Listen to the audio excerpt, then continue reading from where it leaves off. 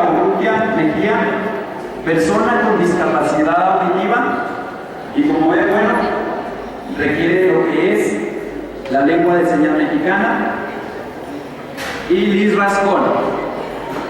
Liz Rascón, alumna de cuarto año de la licenciatura de Educación Especial de aquí, de la Benemérita y Centenaria Escuela Normal del Estado.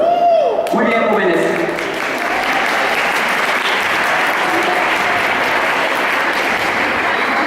Muy bien, jóvenes. Para iniciar esta charla, vamos tomando como referente este primer momento que será un video. Vamos poniendo entonces la atención para poder ir comprendiendo la esencia de la plática.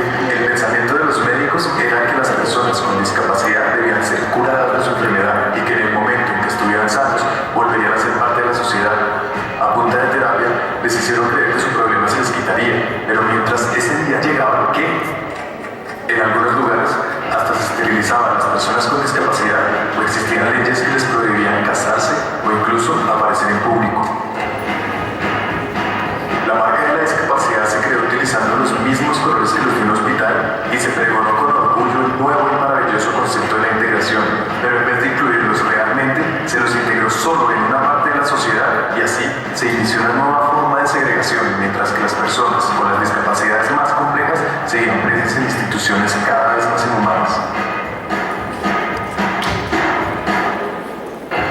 Durante la segunda mitad del siglo ya se tenía claro que eso era un problema y cogió fuerza un movimiento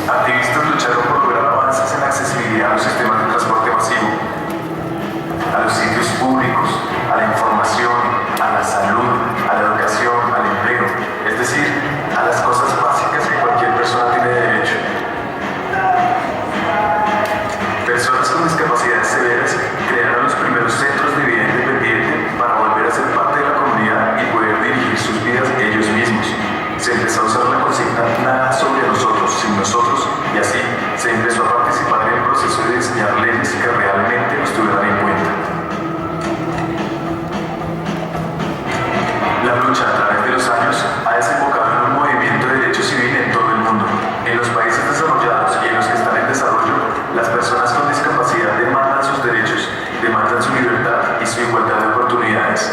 Y aparte de las leyes que en cada país se han ido desarrollando, en 2006 aparece la Convención de Derechos de Personas con Discapacidad de Naciones Unidas, un instrumento internacional que dice que la discapacidad no la tiene la persona, sino que resulta de la interacción entre personas con deficiencias y las barreras debidas a la actitud y el entorno que evitan su participación plena y efectiva en la sociedad en igualdad de condiciones con las demás. Y al igual que un negro no tiene racismo, sino que el racismo aparece cuando un tipo señala a otro por el color de su piel. Yo no tengo discapacidad, sino que la discapacidad aparece cuando yo debo estar en igualdad de oportunidades con el otro. Lo que tienen las personas son algunas limitaciones que pueden sobreponerse gracias a ciertos ajustes que implementados garantizan la igualdad de oportunidades. Y pídense, son la sociedad y el gobierno los que tienen que garantizar estos ajustes. Si no los garantizan, estaríamos aceptando discriminaciones y abusos que a estas alturas no debemos permitir. Entonces, sabemos que no es ni exclusión ni integración lo que necesitamos, sino una verdadera inclusión social. Y es nuestro deber llevar las leyes que tenemos a la calle y producir el cambio de no ver a las personas con discapacidad como unos enfermos, sino como sujetos de derechos, ciudadanos como todos nosotros. Despierten, ayúdenos a cambiar esta situación.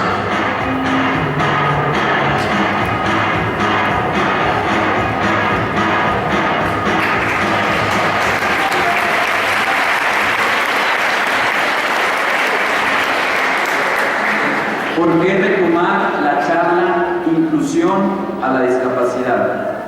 Porque es una cultura, jóvenes, a la que estamos apenas ingresando. Una cultura que está ingresando a nuestras escuelas. Háblese de preescolares, primarias o secundarias.